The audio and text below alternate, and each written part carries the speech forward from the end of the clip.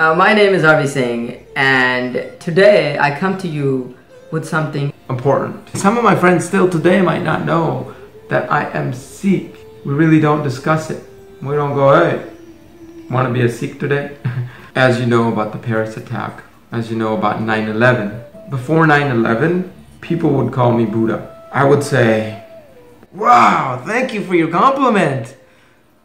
After 9/11 though, that's when I've been downgraded. But now people say, go back to where you came from. And I go, man, my mom had me for 9 months. I don't think she wants to carry me again. Or I just normally say, you too, man. Then there's people that call me Osama. Or, hey, Bin Laden, just going down the street. Hey, Bin Laden. And I'm like, that's where I'm like, whoa, use some respect. It's Mr. Bin Laden. Close to my home, somebody spit on me. And he said, you don't belong here. And I said, whoa, man, this don't belong here. The spit, that is, not my cheek. My cheek belongs there, fine. And then I went to my computer. It's my version of typing on the computer. And I find hundreds of lists of people. Just lately, there's so many after the Paris attack. But we're being shot at in America? In America? I want you to be aware of Sikhs. And no matter what I use as a reference, at the top right, when you're viewing the video, top right corner, there's gonna be a box, square, or a link or something. Click on it and you'll be able to go to that as well. Sikhs love their countries and want to do everything they can to protect and keep that country safe. For example, Major Kamal Kalsi fought the system to be able to fight for his country, America. I need that 20 minutes from you for the life that we've gone through. I want you to experience some of that, what this stands for and why it's there. The first part here is gonna be videos showing you what we go through. And then I am gonna talk about Muslims and what they believe. And then I am going to talk about Sikhs and what they believe. Then I'm going to show you Muslim turbans. And then followed by Sikh turbans. You can totally skip to the end and just watch that if that's what you want. But now you know how the video is laid out. Please give me your time. Share this video with everybody. Forward it to your friends and say if you love me, move it forward. All the people that love you will move it forward. They'll make a big difference.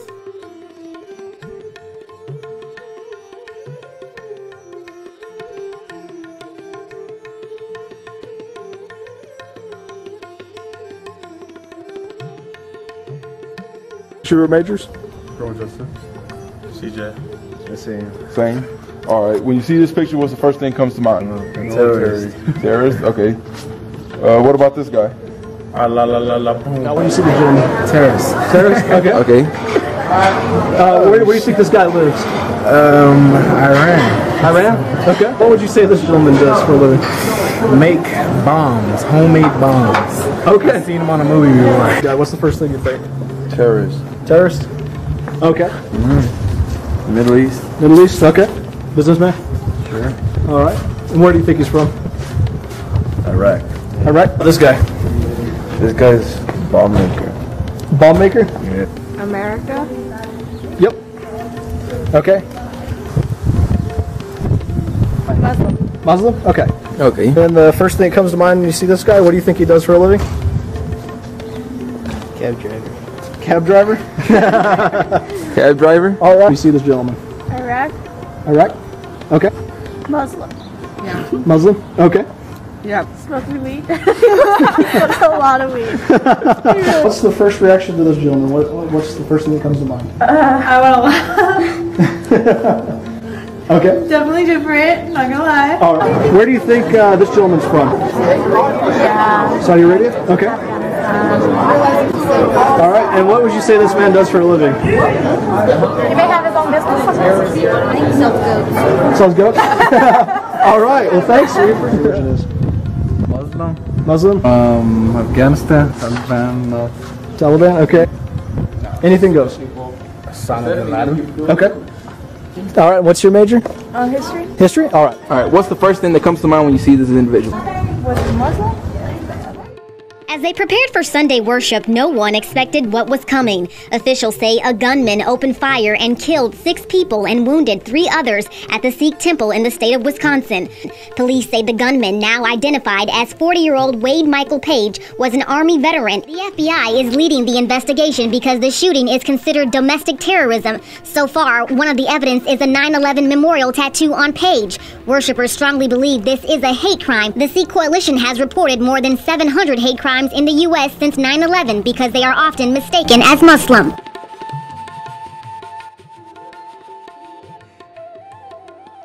Kids being racist to me.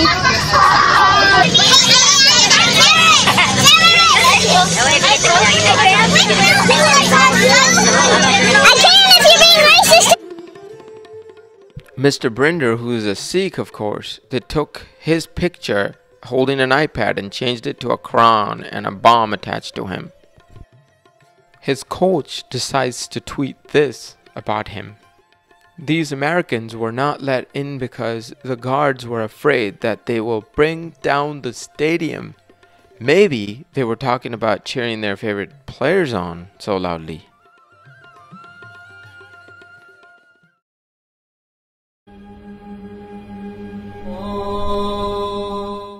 Even though some Muslims don't agree that this is the Islam religious symbol, and let's not get into the why, most Muslims will agree that this is the religious symbol for Islam religion, and they believe the holiest of holy book is the Quran, and it's read from right to left, as all Arabic language is read from right to left.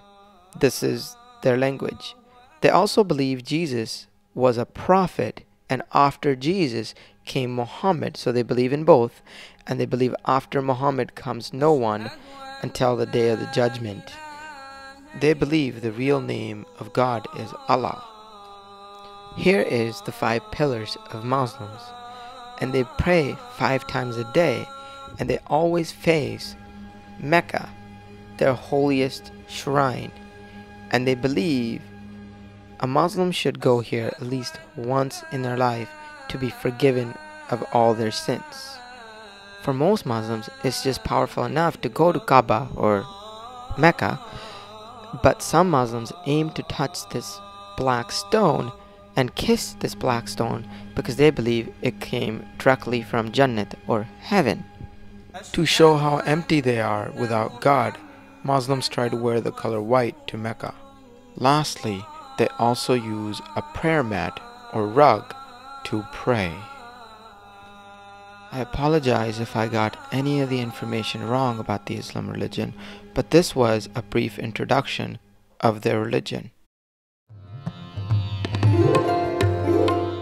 The symbol or emblem of Sikhi is known as the Khanda. It is made up of the Khanda, a double-edged sword. This represents the belief in one God. The Chakra, the circle representing God without beginning or end, reminding Sikhs to remain within the rule of God. 2 swords on the side represents a balance between Miri and Piri. Miri means temporal side and Piri is spiritual side of your life. Guru Granth Sahib is the spiritual leader of all Sikhs. Guru for Sikhs is the supreme being master on earth. Sikh religion started in 1469 with our first Guru, Guru Nanak Dev Ji. Including him, we had 10 human gurus. Our 10th Guru, Guru Gobind Singh, changed the tradition and announced that there won't be a human 11th Guru. Our 11th Guru would be, I use this word lightly, the Holy Scripture or Holy Book, Sri Guru Granth Sahib. The Holy Scriptures are composed entirely to music. Sikhs believe singing the hymns from our Guru and changing our actions for the good of humanity is the only way we can be saved from being reincarnated ever again. Guru Granth Sahib is written in Gurmukhi, an alphabet commonly used to write the Punjabi language. Guru Granth Sahib Ji was written and compiled by our 10 Gurus. Just as other religions would treat their prophet or master, we only bow down to the Sri Guru Granth Sahib Ji. Sikhs believe any name given to God out of love is totally okay, but Sikhs call God Waheguru.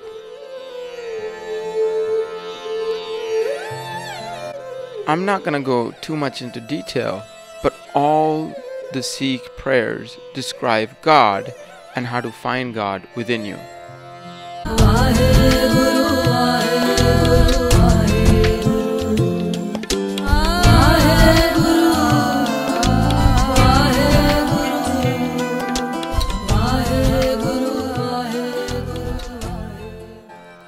Whenever we request something from God, that prayer is called Ardas. And we don't just say bless the Sikhs.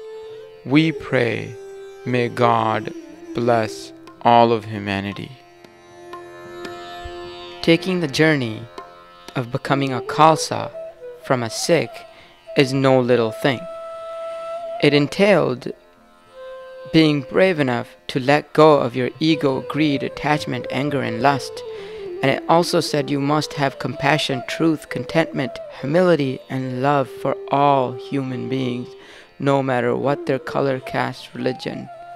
Think of the Khalsa as a superhero who stands up for all of humanity, no matter what their color, gender, race, or religion is, and he only stands up for what's the truth.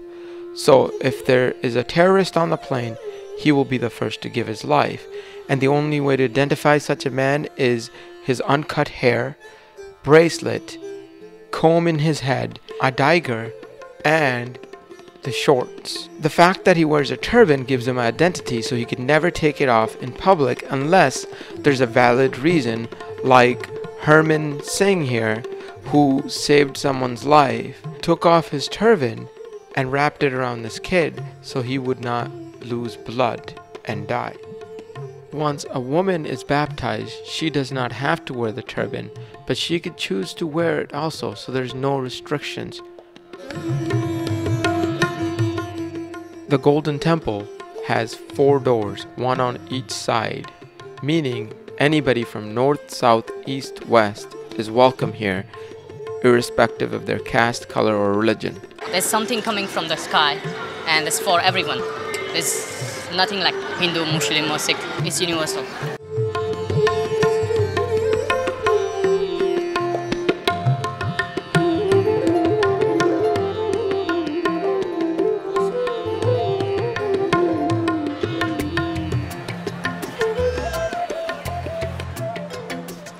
Langar, or free kitchen, is a concept started in the 1500s by the founder of Sikhism, Guru Nanak Dev. He dismantles social barriers by insisting everyone eat, cook and serve food together, irrespective of caste, creed, gender or religion. Today, Langar provides a striking example of the power of seva. Since wearing a turban is wearing a promise that we're here for humanity and for all people, when visiting a Sikh Gurdwara or temple, we request you to also cover your head with a bandana or scarf as a sign of respect. Alright, now we're going to move on to the fun part and show how to identify a Muslim and then a Sikh. Alright guys, we're going to start with the appearance. Most Muslims do not keep their mustache. They will keep their beard. If they keep their mustache, it will be nicely trimmed, as they call it, because Muhammad said having a big mustache is a sign of dirtiness. And that hat right there, called kufi, is what most Muslims wear, right? Most Muslims, in America at least, that's what you'll find. Most of the world, when they're praying, that's what you'll find. But there is definitely an exception to that rule. Here is Muslim religious elders.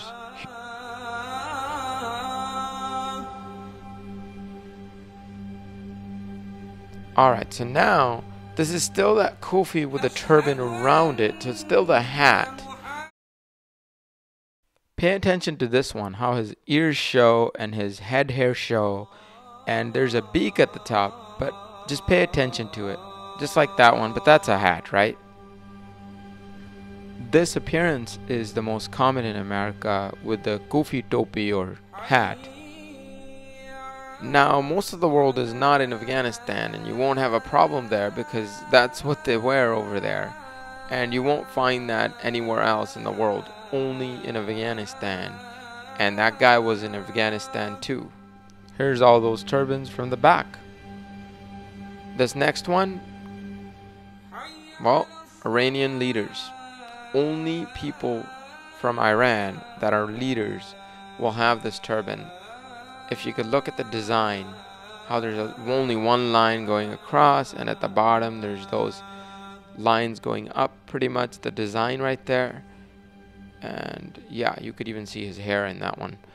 But basically all of them different leaders, yet the same turban. You get the idea. And the hair are even showing through the turban at the forehead. And this one's called the kafia, which is only used mostly by Persian people and Arab people. And Persia mostly uses the color white and black. Arab Muslims seem to want to keep their mustache trimmed again, but no beard. I don't know why that is, but that's how it is. Persians wear white and black, and Arabs wear red and white when it comes to this turban. This guy's wearing the same turban, but he's from Pakistan or something, I think. Here's an Arab military scarf. Not a turban, but hey, it makes the list just fine. This one's the pirate one. Pirate. And bandit. Ooh. And ninja. Ninja turban. Ninja scarf, I meant. And the neck wrap. And weirdly enough, we're not going to find anybody from the desert in America, unless they live in the desert somewhere, Texas. Or we're not going to find a Taliban here, hopefully ever. But those are the two people that wear this turban. I have to say it, and sadly, the bitter truth, ISIS, or Dish, or however you pronounce it. They don't even really wear a turban. They wear that same hat and then the scarf to cover their face. That's pretty much what they wear as ISIS.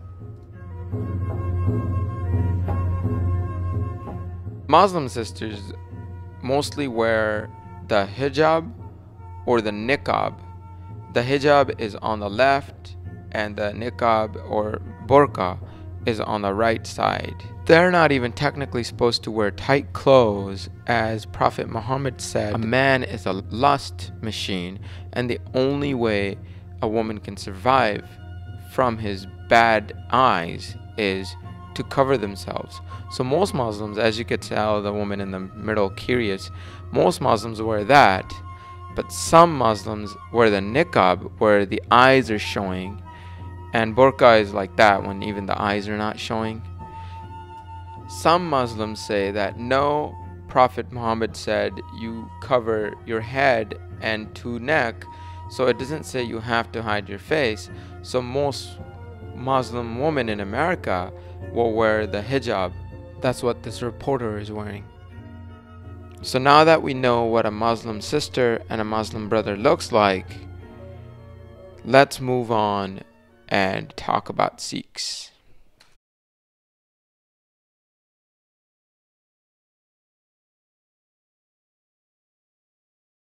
These are the 5 basic turbans of Sikhs. The only one you're going to be confused on is the keski, and we'll get to that at the end. But let's start in this order, alright? You may or may not see the Sikh woman incorporate the headscarf in her day-to-day life, but she must wear this at least to the temple. So on a Sunday in America, you might see that same woman wearing this scarf. Sometimes Sikh women also represent themselves in meetings this way. And like a Sikh man, a Sikh woman can wear any kind of turban she likes, and she can even wear the turban and wear the chunni on top of the turban.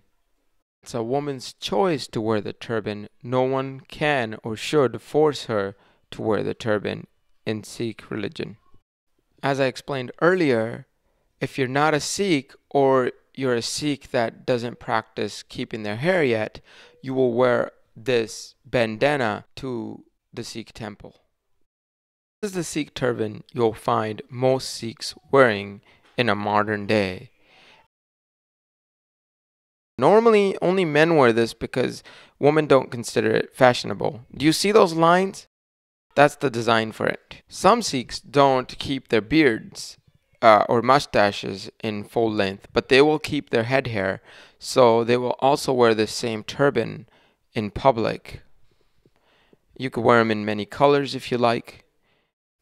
Alright, here is a view of that same turban and what it looks like. This one's very clean. It could be a messy look like we saw, but this one's very clean and polished look. So this next turban here is called a keski, or the modern name is parna. It looks just like that. It doesn't have to be so clean and polished. It could be like that. This man's ears are showing, but they don't have to. Most of the time they don't. And women also typically wear just a parna, or a short, small turban is what a parna normally is, the definition of it really. And here's two colors in that. This is a different one, just very small. And this is just like that pug, but it's a parna and it's very small. Mostly Sikh boys wear this. It's called a patka because all the other ones are so heavy. They wear this. And girls typically, yeah, they won't wear that. When we got baptized, our guru gave us a turban that's not easily removable. And that's this. It's called Dumala Sahib. Sahib is used as respect. Just like if you look at American military men having hats that are decorated with pins and stuff, you could decorate the warrior turban with whatever you please to an extent. And also, other than the pins and, you know, all these things, you can even have the main Sikh symbol inside the turban like that. All right. That brings us to the end of this video. What do you think this turban is called? Any guesses? What if it was like this? Any guesses? Covers the whole head. It's called a keski or parna. If you guessed that, phenomenal. You were paying attention this whole time. But most importantly, you'll find only Sikhs wear turbans. And you know why we wear turbans now. So please forward this video to everybody. Please. Your friends, your neighbors, your co-workers, their co-workers, which is your co-workers. Forward it to anybody and everybody you could think of and tell them to do the same. I would really appreciate it. It would help a lot of people, since Muslim brothers don't wear a turban in America. They assume we're the fundamentalists. We're those bad Muslims that are going to hurt America. And or any place in the world, you know. I honestly can't take that. That's the only thing that hurts me, is when we're associated with those people.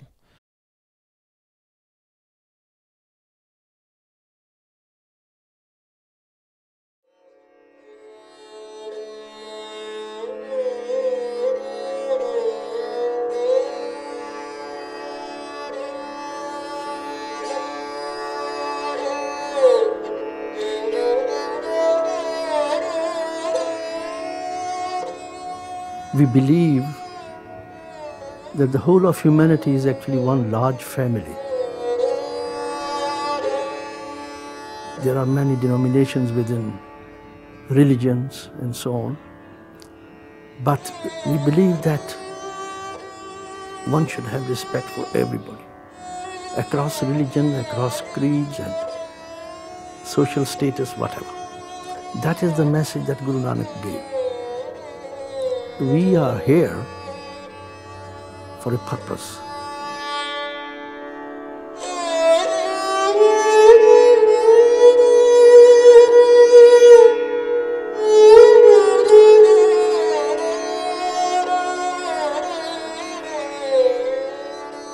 The three cardinal questions that are asked are, where are you from? What are you supposed to do here? And where will you ultimately end up? So within that context, we are spiritual travelers. So our destination and our roots are in fact the same. And we report to one singular, all-powerful Almighty. We're all God's children. And I think that is what we try and practice.